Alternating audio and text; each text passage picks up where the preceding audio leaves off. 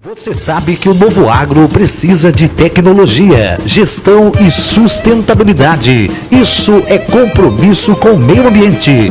A partir de agora, aqui na TV UP, você vai acompanhar Agro em Destaque.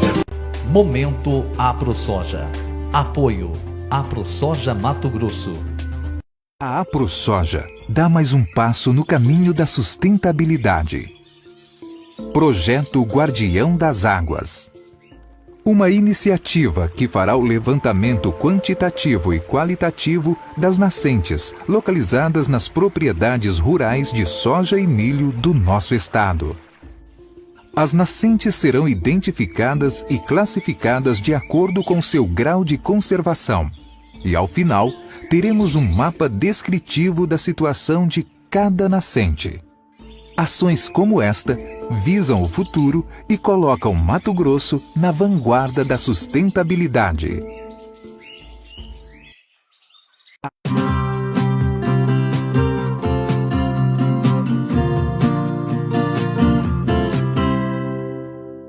Olá, você que acompanha o site Notícias Agrícolas. Estamos de volta aqui com as nossas informações exclusivas. Agora um pouco para falar sobre o mercado de peixe.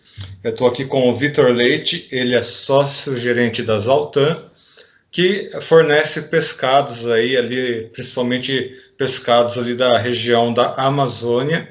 E ele vai falar para a gente sobre um processo de habilitação, né? Que a China habilitou frigoríficos de pescados aqui do Brasil, num total de 13 frigoríficos, e um desses frigoríficos foi o frigorífico aí da Zaltan. Vitor, seja bem-vindo ao site Notícias Agrícolas. Olá, Edson.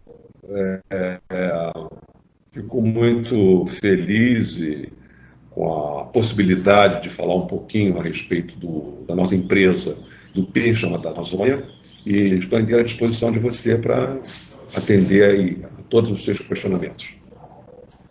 Bom, eu gostaria de entender como que foi esse processo, então, de habilitação dos frigoríficos, né?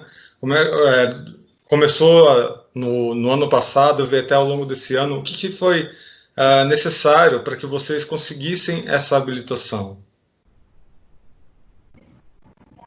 Bom, primeiro nós tínhamos que ter toda a documentação sanitária fornecida pelo Ministério da Agricultura, dando as condições necessárias para que a gente cumprisse o protocolo exigido pelas autoridades chinesas para esse fim.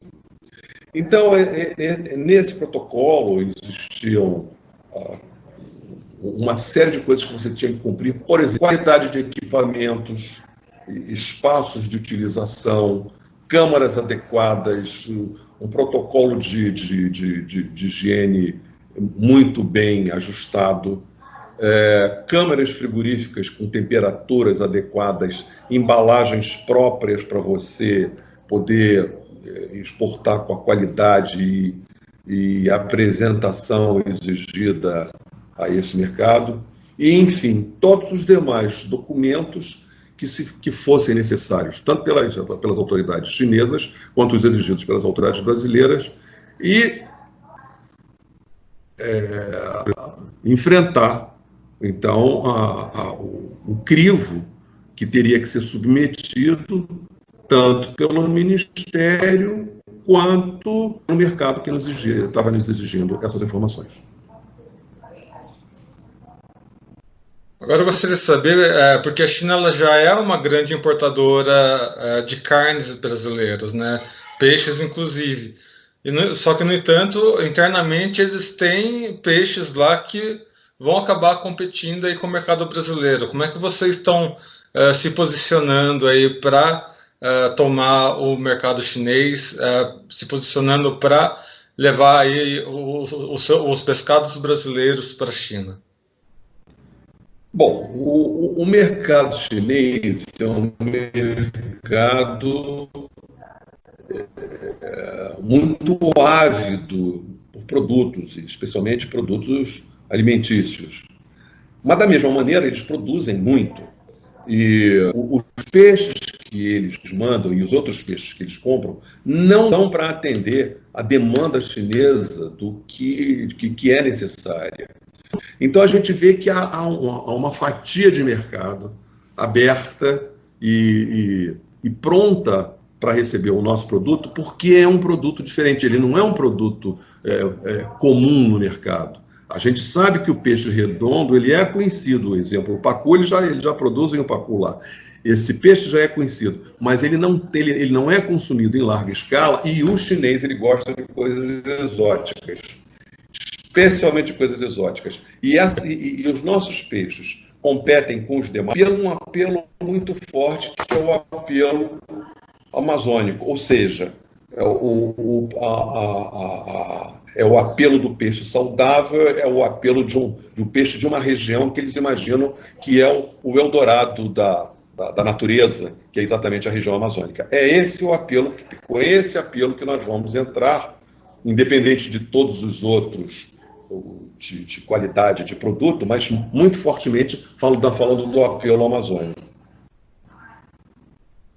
E a maior parte o foco da maior parte dos frigoríficos acabou sendo a tilápia. Mas aí na Amazônia a gente sabe que existe essa diferença, né? Você chegou até a comentar aí do tambaqui. A habilitação serve para esses outros peixes também?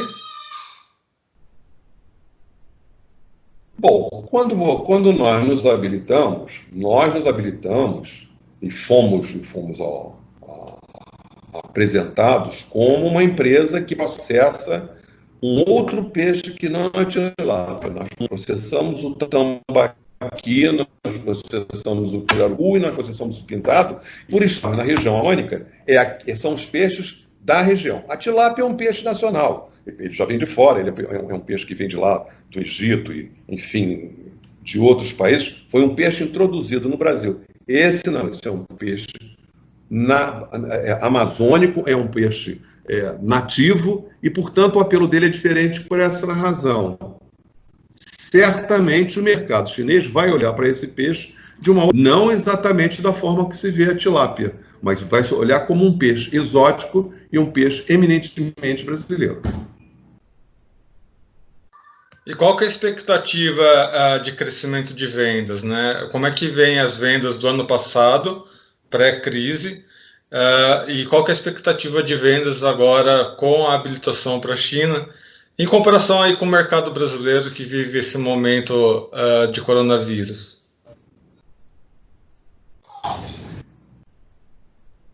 O mercado brasileiro, ele vem aos poucos.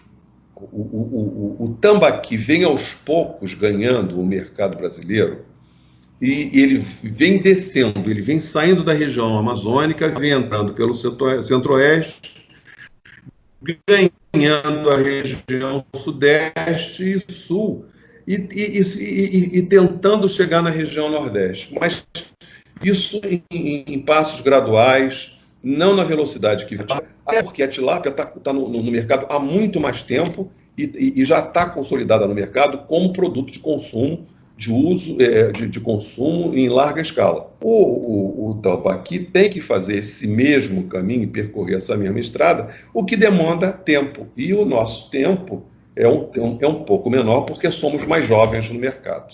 Essa é a primeira colocação. A segunda colocação que eu faço em relação a isso é que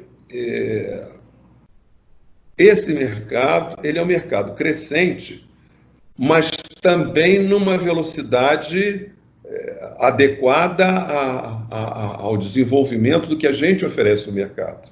Quer dizer, hoje nós não temos uma produção que tenha a produção de tilápia. O número de produtores de tilápia, o número de frigoríficos de tilápia é muito maior do que o número de frigoríficos de amazônicos. Do tambaqui, do pintado e do pirarucu, que talvez de 20%, 30% do total de frigoríficos que operam com peixe, levando em consideração que a tilápia domina esse mercado. Então, como nós somos menores, proporcionalmente também esse mercado a nossa fatia é menor. Mas a gente imagina que vai ganhando e vem ganhando ano a ano espaços. Tanto isso é não, quer dizer, ela começou a processar 12 toneladas dia, depois passou para 24, ou depois 36. Hoje a gente pode operar em 2 turnos 48, 50 toneladas dia de peixe fresco. Eu estou dizendo o seguinte: você processar o peixe fresco e transformá-lo processar o peixe fresco e transformá-lo em peixe industrial e em cortes. Essa é a capacidade que a gente vem aumentando rapidamente e ganhando esse espaço. Então, já estamos na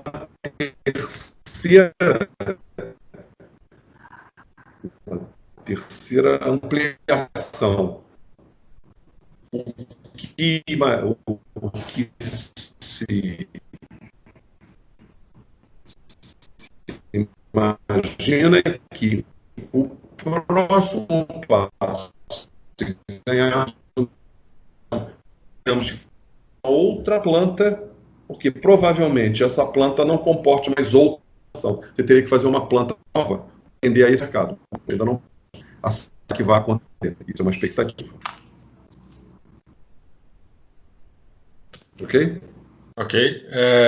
Então, tem dois fatores aí, né? Um dos fatores é essa questão do gosto do consumidor, né? Que, como o Brasil ele é muito grande, né? A dimensão do Brasil é bem extensa. A gente tem essa realidade dos peixes amazônicos, e aqui, para a gente que está mais perto do mar, tem uma realidade de que há uma preferência por peixes marítimos. Então, além de ganhar o mercado externo, existe também esse fator, né, de ganhar também o gosto do consumidor interno, né? É verdade.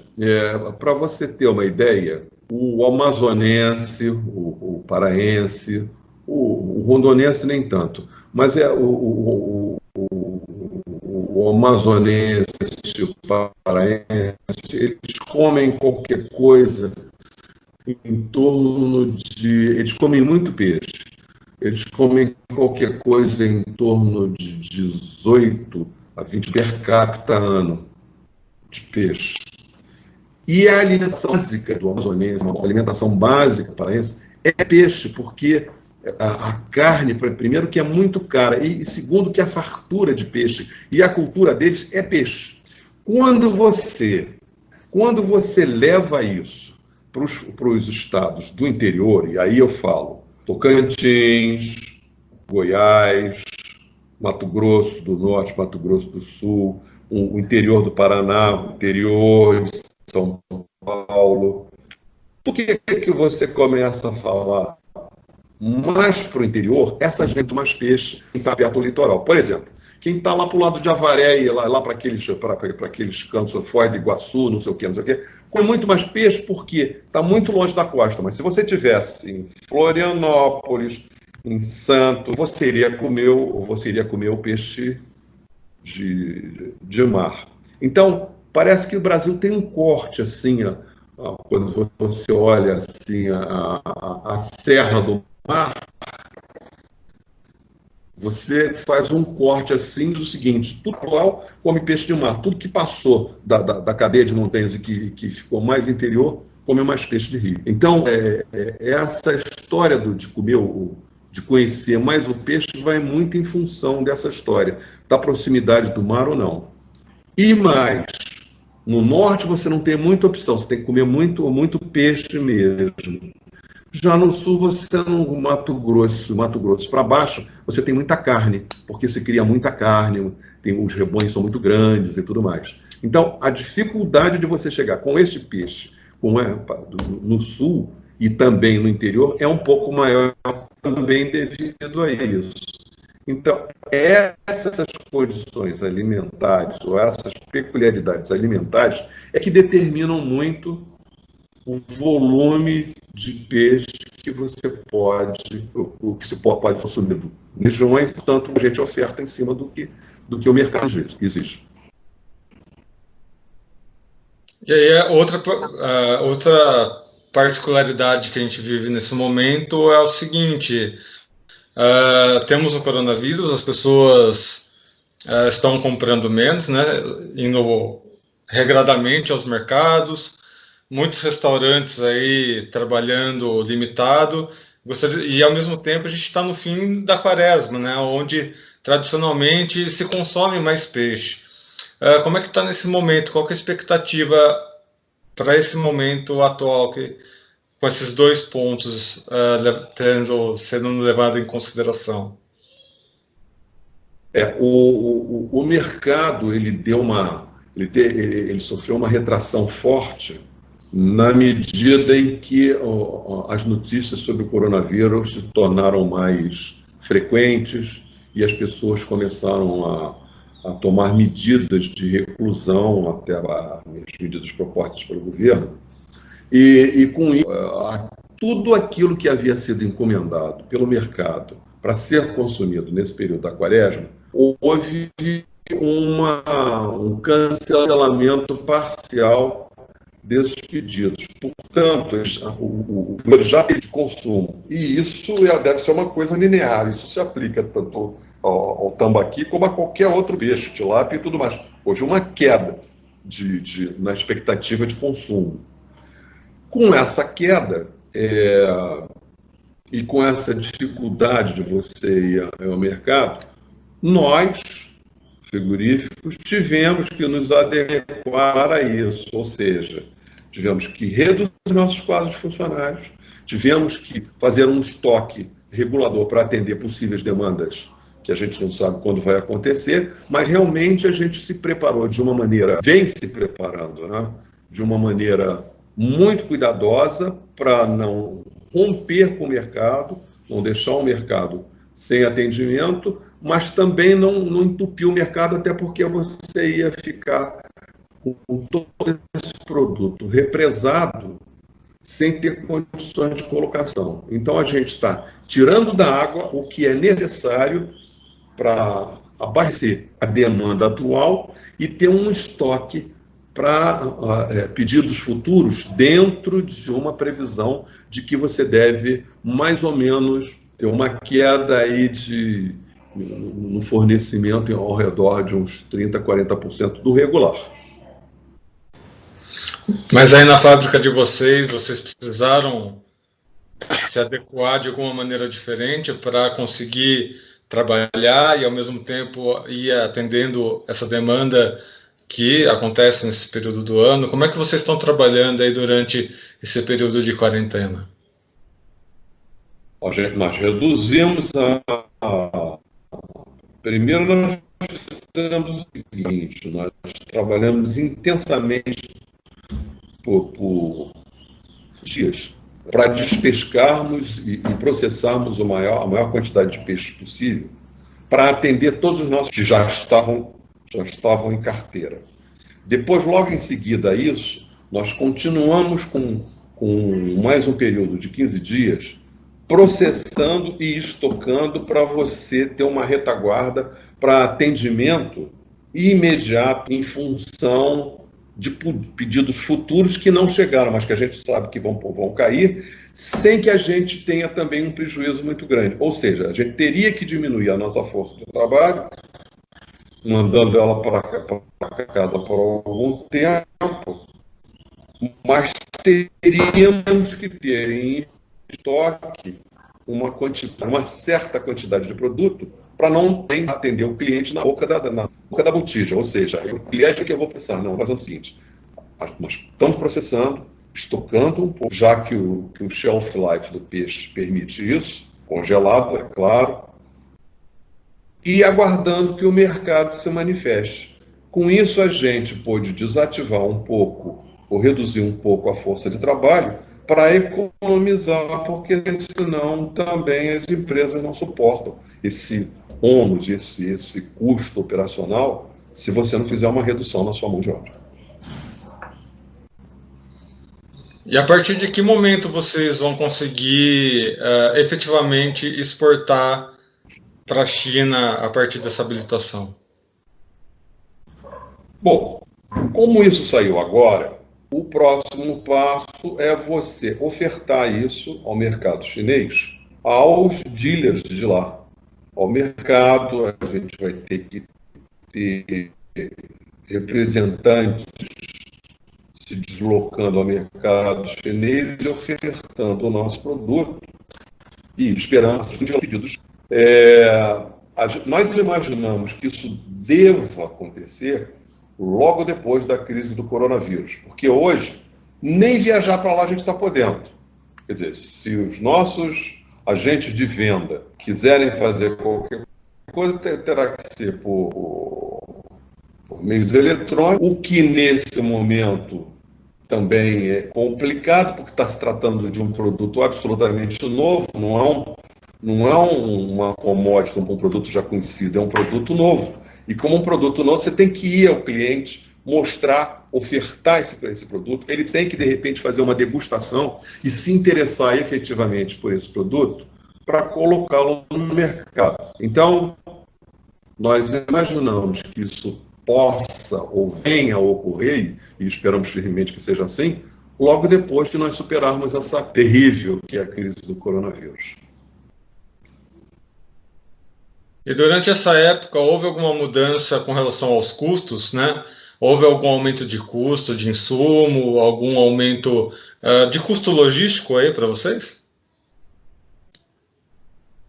Bom, quando você fala em custos, os nossos custos aumentaram na medida em que os custos da ração ofertada aos peixes, que são criados em cativeiro, aumentou. E por que esses custos aumentaram? Porque na composição da ração que se dá aos peixes, um dos ingredientes é a farinha de carne, que está sendo ofertada nesse momento com uma diminuição significativa, porque os frigoríficos de carne também reduziram a oferta de carne. Por isso, como não tem resíduo de carne, não tem farinha de carne, ou seja, nas quantidades em que você precisa, então quando você vai às compras, o preço subiu. Por outro lado, o soja subiu. Também subiu o milho. E quando sobem todos esses insumos, o preço final da ração também sobe. Nós não estamos conseguindo repassar isso do produto final para o peixe que está sendo vendido ao consumidor. Porque se fizermos isso também, a gente não vai ao mercado, porque a competição de proteínas vai ser extremamente desigual. A carne com um preço muito mais favorável, o frango, o porco muito mais favorável e o pescado com um preço muito mais elevado, o que, na verdade, mesmo na Semana Santa, a gente não pode acelerar esse passo, porque senão fica fora do mercado de consumo. Ok. E uma última pergunta, a expectativa pós-quaresma, né? Tendo a quaresma como um grande termômetro, dependendo do que acontecer agora, vai definir as próximas ações da empresa? Quais que são as expectativas aí para esse período pós-quaresma? Ô Erickson, historicamente a gente sabe que logo depois da quaresma, a curva de consumo ela cai bastante. Isso é normal.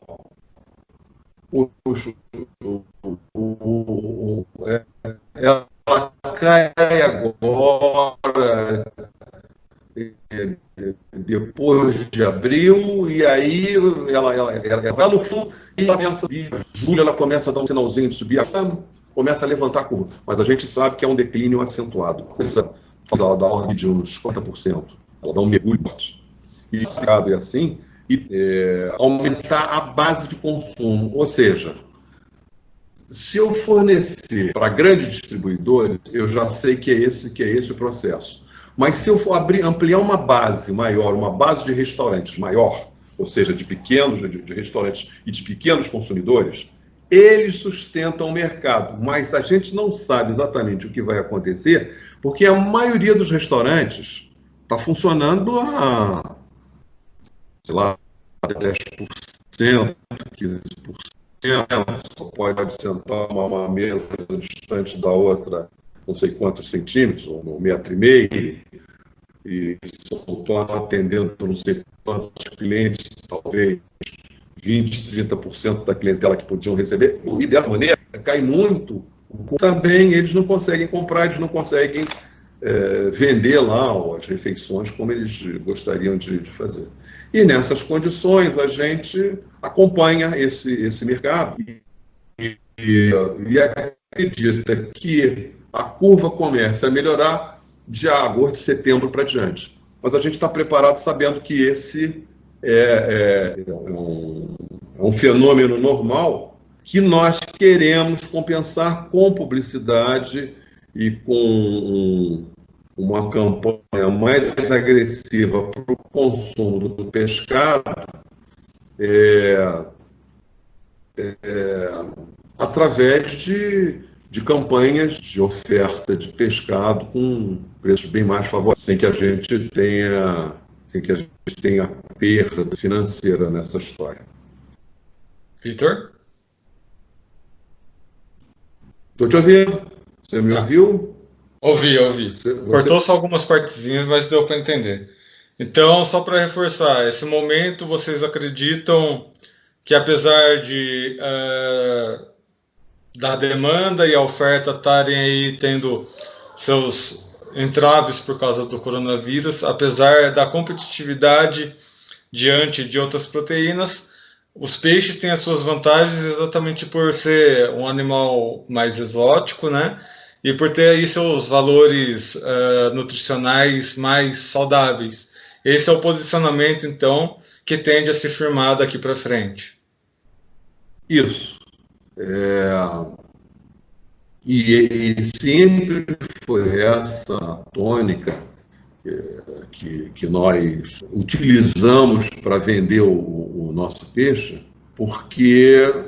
e é exatamente isso. A gente tem que levar em consideração que é um produto exótico, sim, mais o ômega 3 e todas as propriedades. Esse é um peixe saudável, com muito pouca gordura, não é? E valores nutricionais muito elevados, faz com que a gente acredite e persiga essa informação no sentido de que o cliente se volte a comprar esse produto com uma maior intensidade e com uma maior frequência. Muito bem. Eu conversei aqui com o Vitor Leite, ele é sócio-gerente da Zaltana, que produz aí pescados de origem ali da região amazônica. Obrigado, Vitor Leite, pelas suas informações, pela sua presença aqui no site Notícias Agrícolas. Edson, agradeço muito a oportunidade de falar um pouco da nossa empresa, da Zaltana, e também do tambaqui, do nosso peixe, e esperando poder outra vez voltar a esse site, conversar com você para te dar notícias mais alvissareiras do mercado e da nossa própria empresa e da nossa região. Obrigado por tudo. Eu que agradeço. E você que acompanha nosso site, continue conosco, acompanhando as nossas notícias, as nossas informações exclusivas. Lembre-se também que estamos em todas as redes sociais, nos acompanhem nas redes sociais, compartilhando essas entrevistas, essas informações com seus colegas para que todos sejam os produtores rurais e os produtores de peixe mais bem informados do Brasil. Eu sou Erickson Cunha, para o site Notícias Agrícolas, vou ficando por aqui. Um abraço.